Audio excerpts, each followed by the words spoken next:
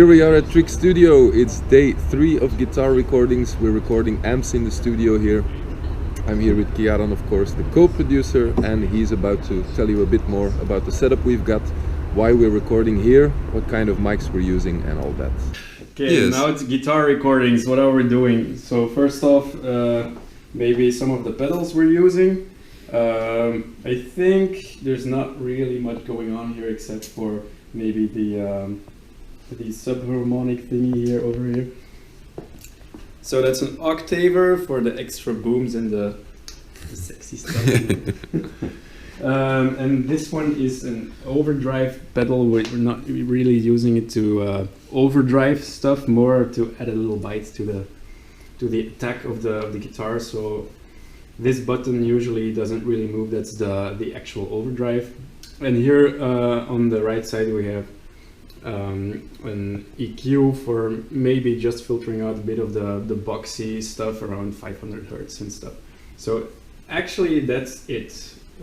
Furthermore, we're using two different kind of amps for recording. So first we use my XFX for the left side because it has a more of a sterile quality to it. So that means the guitars sound a little less beefy than what we're recording here with the real amps, but it has more definition, which is something we really value when recording something Psychonaut. So let's go to the amps here. Into the booth. So we're running a Marshall head through a wagon cab. Get close up. Love you, Tel. This one has 4 channels, which we use all channels, mostly the red and the orange settings, I believe. As for mics, we're using Classic 57 and an AKG 414, which is this one over here. I tried the 421, but that one didn't really work out. So as for mics, I've never ever used this setup. It just seemed to work. So I don't think there is any golden rule for recording guitars. This one just seemed to fit best for the recording we're doing right now. So that's it, basically. So let me show you the guitars that we're using for this album. I'm using actually all of my guitars. I have 3, which is not that many, I think. First of all, I have my Les Paul. This is the guitar I've owned since I was 18. I think I was the only 18-year-old guy in my town with the Gibson. And we're using this actually only on 2 songs because it's tuned to drop C and occasionally D standard. And we've only got 2 songs in that high tuning. It's a high tuning by now, C. So just 2 songs, but still my favorite guitar of all time. Next up here, we actually have 2 exactly the same guitars. We have 2 Reverend guitars. So this is the one I've had for about 2 years now. It's a great guitar. This one is tuned to a sort of hybrid G tuning. So we have 5 strings in B standard and then with an extra low G right here.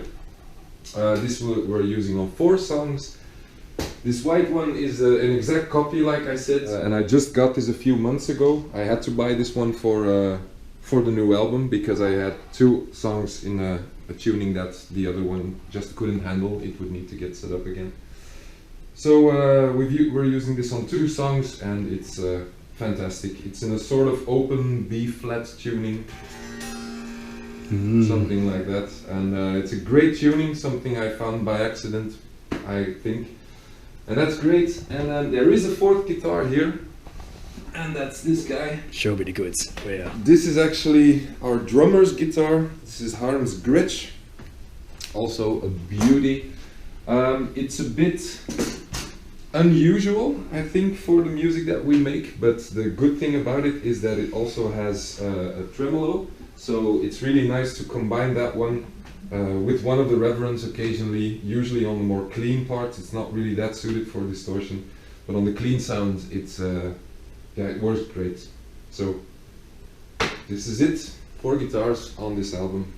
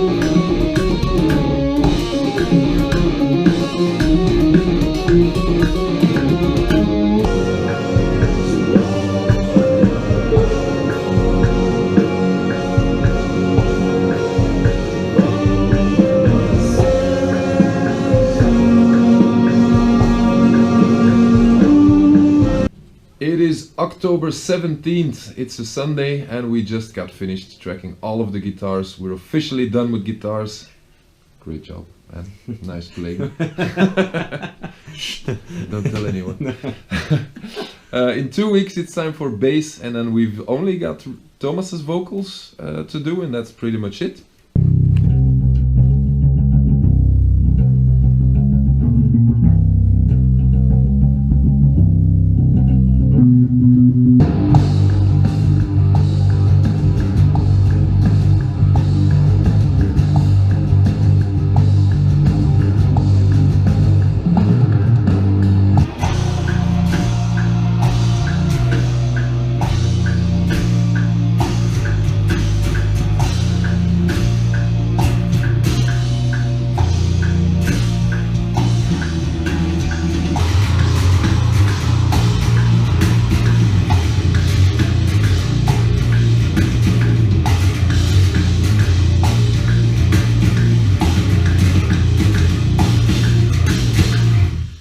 We're cracking the bass, and for this I'll give you a little rundown of my gear.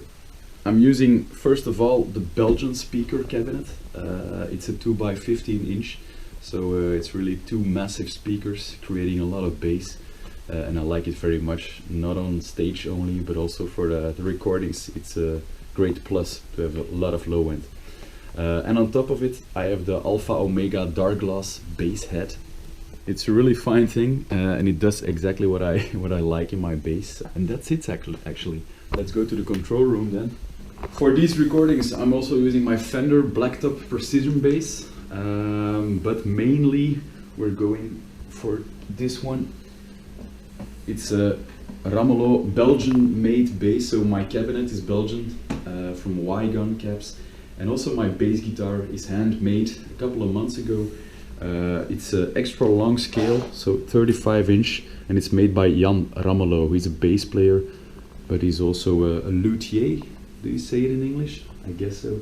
And we're tuned to drop A sharp. That's, I think, the lowest we've ever been for a Psychonaut record or a Psychonaut song, and that's how we create the low bass end for Psychonaut.